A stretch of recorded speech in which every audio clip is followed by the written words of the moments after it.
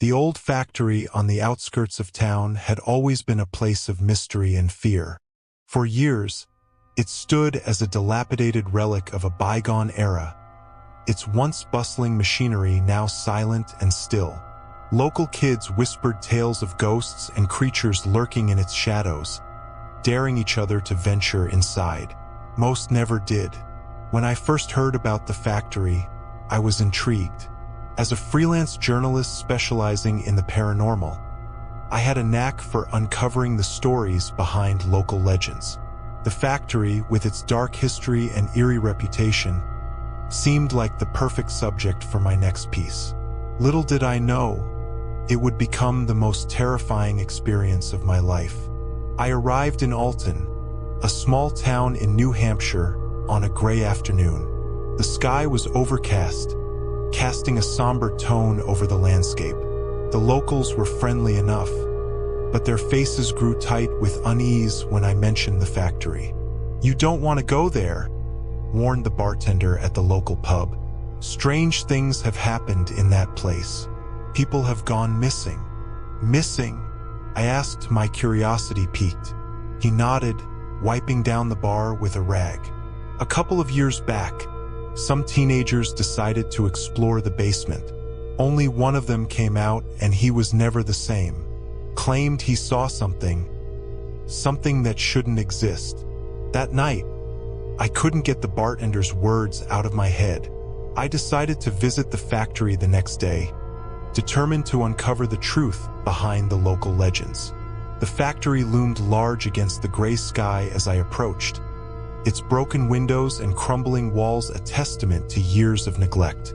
I pushed open the rusted gate and made my way inside, the air thick with the smell of decay and rust. Inside, the factory was a maze of dark corridors and empty rooms. The sound of my footsteps echoed off the walls, creating an eerie symphony of solitude.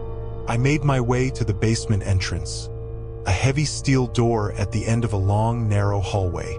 The door creaked loudly as I pulled it open, revealing a steep staircase descending into darkness. I hesitated at the top of the stairs, a sense of foreboding washing over me. Taking a deep breath, I turned on my flashlight and began my descent.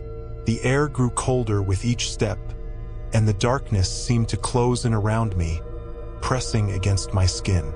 At the bottom of the stairs, I found myself in a large, open space filled with old machinery and debris.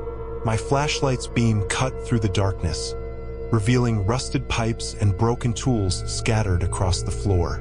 The silence was oppressive, broken only by the occasional drip of water from the ceiling. I moved cautiously through the basement, my senses on high alert. As I rounded a corner, I heard a faint noise behind me. I froze, my heart pounding in my chest. Slowly, I turned, the flashlight beam sweeping across the room. There was nothing there. Shaking off the feeling of unease, I continued my exploration.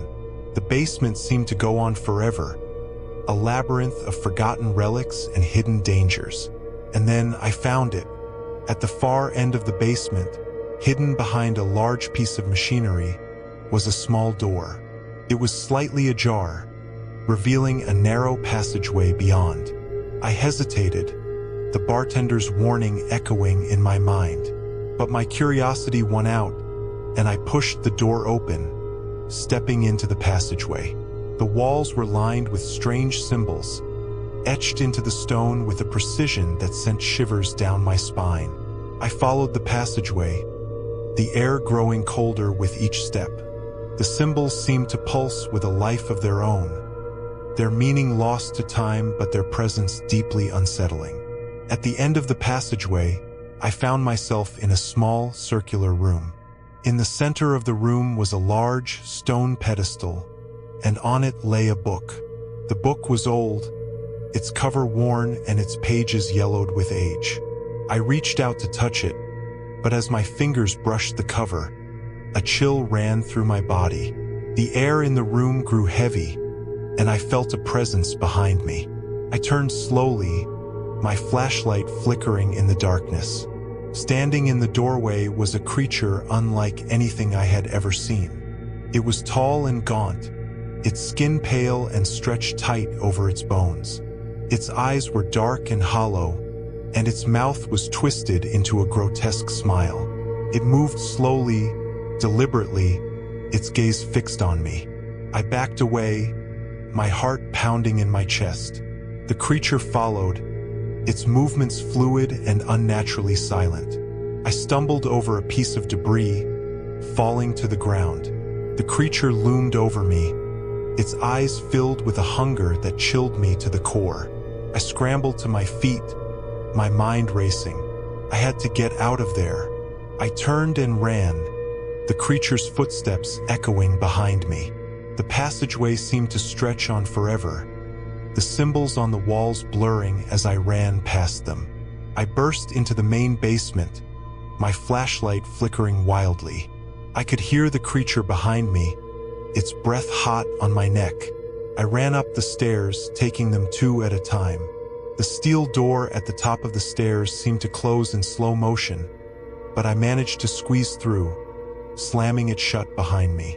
I leaned against the door, my breath coming in ragged gasps. The factory was silent once again, but I knew the creature was still down there, waiting. I had to warn the others. I made my way back to town, my mind racing. I found the bartender and told him everything. His face grew pale as I spoke, and he nodded grimly. "I believe you," he said, "but there's nothing we can do. The factory has always been a place of darkness. It's best to leave it be." Despite the bartender's warning, I couldn't let it go. I wrote about my experience, hoping to warn others about the dangers of the factory. The article garnered a lot of attention, but it also brought skepticism and ridicule. People called me crazy, accused me of making it all up for attention. But I knew what I had seen. The creature was real, and it was still down there, lurking in the darkness. I couldn't shake the feeling that it was watching me, waiting for the right moment to strike. As the weeks passed, strange things started happening. I would find objects in my house moved, my belongings disturbed. At night, I heard faint scratching noises, as if something was trying to get in. The sense of dread that had gripped me in the basement never fully went away. I tried to move on, to put the experience behind me, but it was always there, lurking in the back of my mind. The factory had taken something from me, something I could never get back. And the creature was still out there, waiting. It was late one night when I finally decided to confront my fears. Armed with a flashlight and a sense of determination, I made my way back to the factory. The night was dark and silent, the town asleep. I entered the factory, the familiar smell of decay filling my nostrils. The steel door to the basement stood open, as if inviting me in. I took a deep breath and descended the stairs, my heart pounding in my chest. The basement was as I remembered it, cold and dark. I made my way to the small door at the end of the room, the symbols on the walls glowing faintly in the darkness. The creature was waiting for me, its eyes filled with a malevolent intelligence. I stood my ground, my flashlight shaking in my hand. "What do you want?" I demanded, my voice echoing off the stone walls. The creature smiled, a slow, sinister smile. "You," it said, its voice a low, guttural growl. "I want you." I felt a chill run through my body, but I didn't back down. "Why?" I asked, my voice trembling. "What do you want from me?" The creature took a step forward, its eyes locked on mine. "You disturbed my rest," it said. "Now you must pay the price." I backed away, my mind racing. I had to find a way out, a way to escape the creature's grasp. I turned and ran, the creature's laughter echoing behind me. I burst through the steel door and ran out of the factory, the night air cold against my skin. I didn't stop running until I reached my car, my breath coming in ragged gasps. I knew I couldn't go back, couldn't face the creature again. The factory was a place of darkness, a place where the past and the present collided in a horrifying dance of terror. As I drove away, I glanced back at the factory, its dark silhouette looming against the night sky. The creature was still there, waiting, and I knew that as long as the factory stood, it would never be truly gone. I left Alton the next day, determined to put the experience behind me. I moved to a new town, started a new life, but the memory of the creature and the factory stayed with me, a constant reminder of the darkness that lurks in the shadows. Years passed, but I never forgot. The factory became a ghost story, a cautionary tale for those who dared to explore the unknown. And the creature remained a nightmare, a shadow in the corner of my mind. I never returned to Alton, never faced the factory again. But I knew that it was still there, waiting. And I knew that one day, someone else would venture into the basement. Someone else would disturb the creature's rest. And the cycle of terror would begin anew. For now, I live in peace, far from the darkness of the factory. But I know that the creature is still out there, waiting for its next victim. And I know that as long as the factory stands, the terror will never truly end.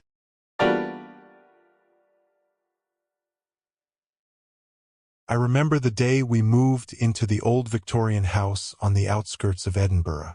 My wife, Jane, and I had been searching for a new home for months, and this house seemed like a dream come true. It was grand, with its tall, pointed gables and intricate woodwork. The price was surprisingly affordable, and the realtor mentioned that it had been on the market for a long time. That should have been a warning sign. The first few days were uneventful as we settled in, unpacking boxes and arranging furniture. It wasn't until the third night that things began to change. I woke up to the sound of scratching, like fingernails on wood, coming from the attic. Jane was sound asleep beside me, so I decided to investigate on my own. As I climbed the narrow staircase to the attic, the scratching grew louder and more frantic. I pushed open the creaky door, and the sound stopped abruptly. I scanned the room with my flashlight, but there was nothing unusual, just old, dusty furniture and cobwebs hanging from the rafters. I dismissed it as rats and went back to bed, but sleep did not come easily. The next morning, I called an exterminator named Peter, a local man who had lived in Edinburgh his whole life. He arrived promptly and went straight to work, searching for any signs of vermin. As he inspected the attic, I noticed a look of unease on his face. "Is everything all right, Peter?" I asked. It's just, there's something odd about this place," he replied, his voice low. "I've been in a lot of old houses, but this one feels different. You might want to keep an eye out for more than just rats." I laughed it off, but his words lingered in my mind. That night, the scratching returned, louder and more insistent. This time, it was accompanied by whispers, barely audible but unmistakable. I woke Jane, and we both listened in fear as the sounds continued. The sounds grew louder, a cacophony of scratching and whispers that seemed to seep into my very bones. Jane and I lay there, paralyzed with fear, unsure of what to do. We finally mustered the courage to investigate together, armed with flashlights and a sense of dread. We climbed the narrow staircase to the attic once more, each step creaking under our weight. The door at the top seemed more foreboding than ever, and as we pushed it open, a foul stench hit us, like rotting meat. The scratching and whispers ceased, replaced by an eerie silence.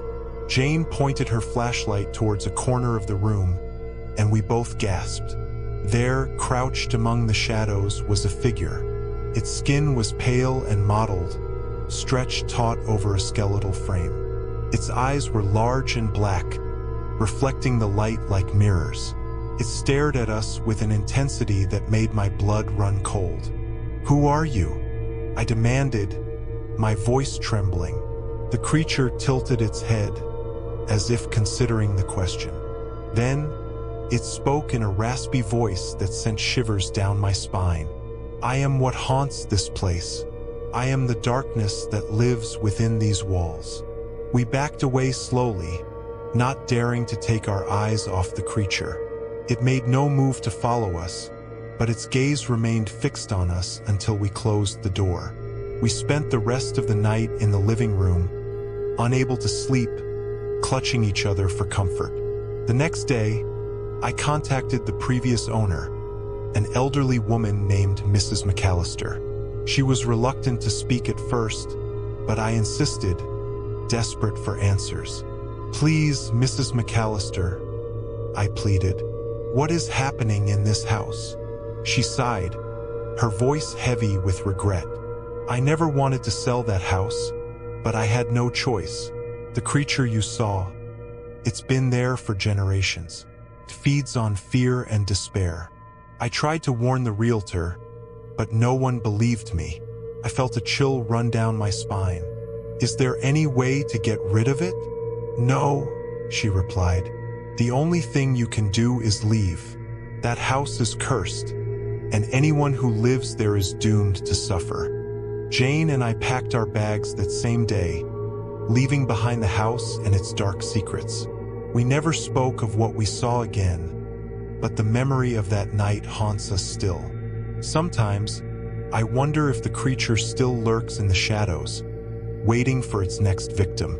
As we drove away from the house, I couldn't shake the feeling that we were being watched. I glanced in the rearview mirror, half expecting to see the creature's dark eyes staring back at me. But there was nothing, just the empty road stretching out behind us. We moved into a small apartment in the city, far away from the old Victorian house. Life slowly returned to normal, but the fear lingered. Every creak of the floorboards, every rustle of the wind outside, would send my heart racing. I knew that we were safe, but the memory of that creature was burned into my mind. Months passed, and we began to feel more at ease in our new home. We made new friends and started to enjoy our lives again. But then, one night, the nightmares began. I would wake up in a cold sweat, the creature's dark eyes staring at me from the shadows of my dreams. Jane had nightmares too, and we both began to feel the strain. We tried to reassure each other, but the fear was always there, lurking just beneath the surface. We decided to seek the help of a local historian, hoping to learn more about the house and its dark past. The historian, Mr. Thompson, was a tall, thin man with a serious demeanor. He listened carefully as we recounted our experiences, his expression growing more somber with each word. "The house you describe has a long and troubled history," he said. "There have been many reports of strange occurrences and sightings over the years. Some say the house is cursed, that it was built on land tainted by ancient evil. Is there anything we can do?"